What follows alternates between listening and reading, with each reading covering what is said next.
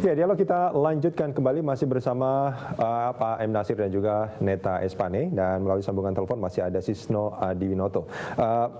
Pak Nasir, ini menarik sebetulnya kalau kita menyimak pernyataan dari Pak Sisno tadi bahwa setiap kali ada proses pergantian Kapolri itu juga ada intrik sebetulnya di dalamnya.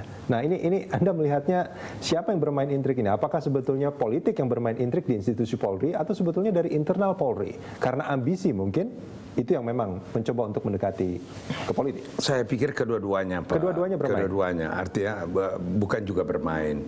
Mungkin saya ingin menggunakan terminologi yang lebih soft ya. Maksud saya begini, mungkin ada juga yang di luar ingin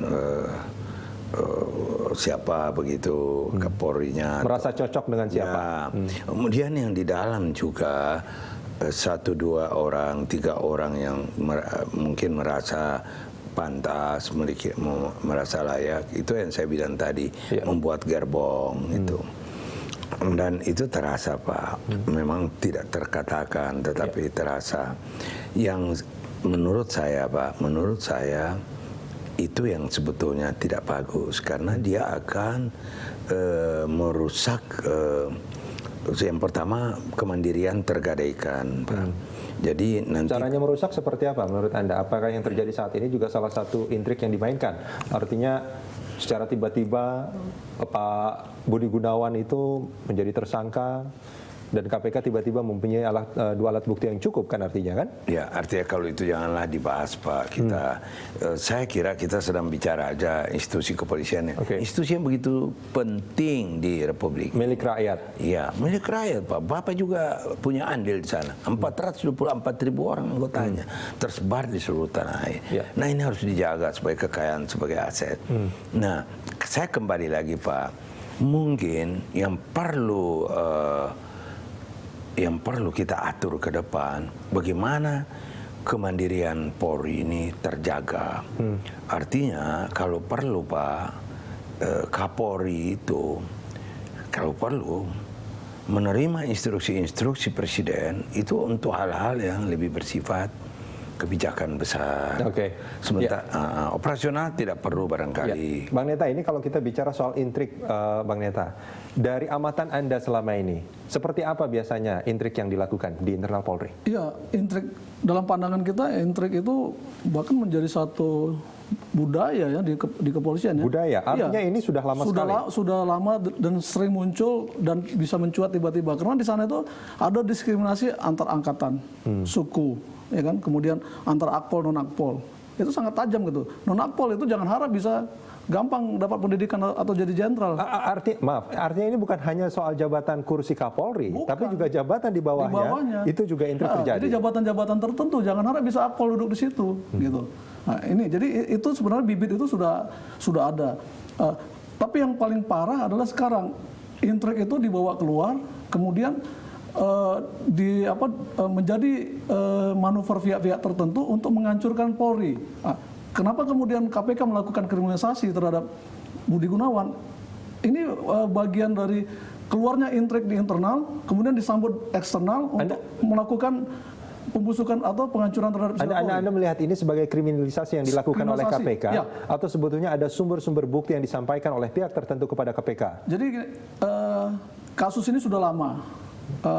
Dan itu tidak ditangani KPK. Bahkan saya mendengar Kompolnas itu sudah mempertanyakan tentang keberadaan kasus Budi Gunawan jauh sebelumnya ke KPK, tapi tidak ada jawaban dari KPK. 23 April 2013. 2013 artinya sudah setahun lebih yang lalu. Tidak ada. Ketika itu, izin Pak, ketika itu kita sedang mempersiapkan Kapolri pengganti Pak Timur Pradopo. Itu kan hampir sama dengan calon sekarang, Pak. Waktu itu kita mengirim surat. Tapi saya tidak bermaksud menyalahkan institusi lain.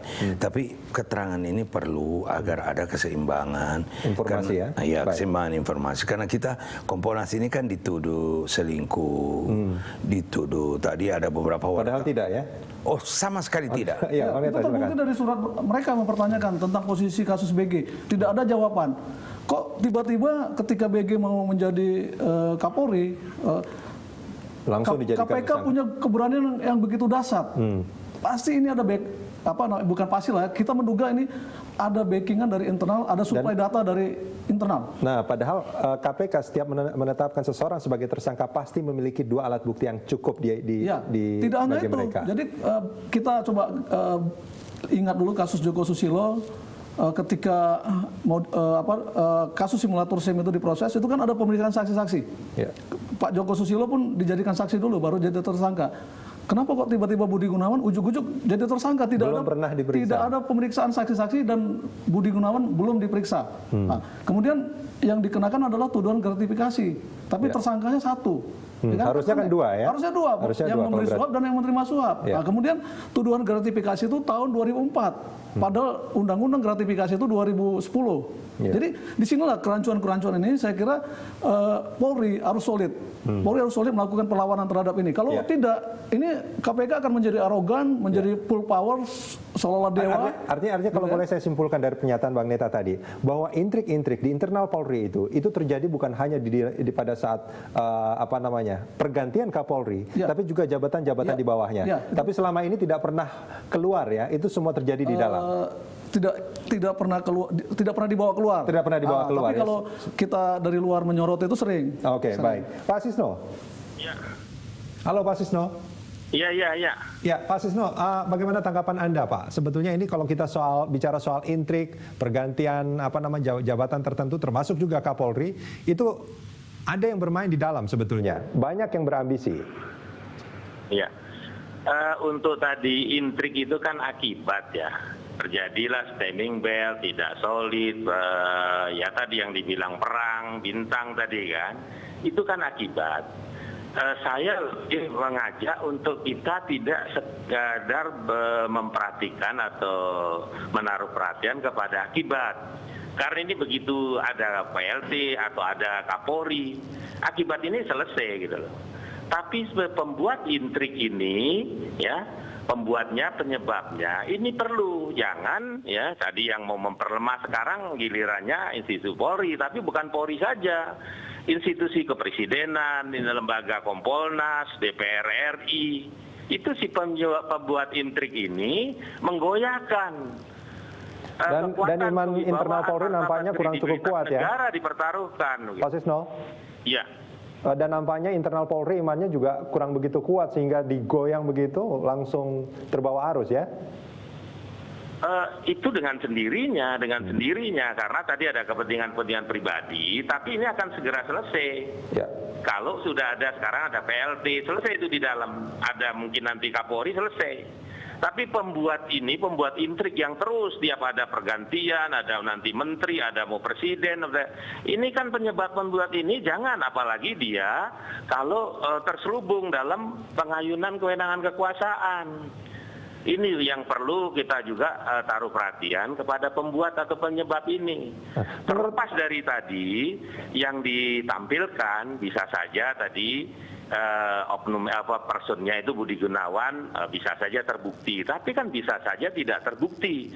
Tapi terbukti atau tidak terbukti, sudah ada kegaduhan, sudah ada tadi kegoyangan bagaimana Presiden, bagaimana DPR, bagaimana Kompolnas, bagaimana Polri.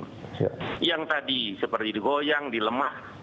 Dan bahkan ada pernyataan dari Pak Budi gitu. Pak Sisno, bahkan ada pernyataan dari Pak Budi Waseso bahwa ada pengkhianat di tubuh Polri, Pak.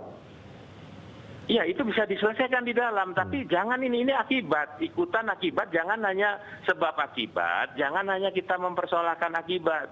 Akibat itu bisa sembuh. Ya. Pembuat ini jangan tadi ada penyalahgunaan kewenangan, ada dendam, ada masalah pribadi, itu melalui proses pengadilan kewenangan hukum. Dan itu yang terjadi selama ini ya, di internal Polri ya? Iya. Baik. Pak Sisno, kita akan jeda sebentar, kita akan lanjutkan di segmen berikut.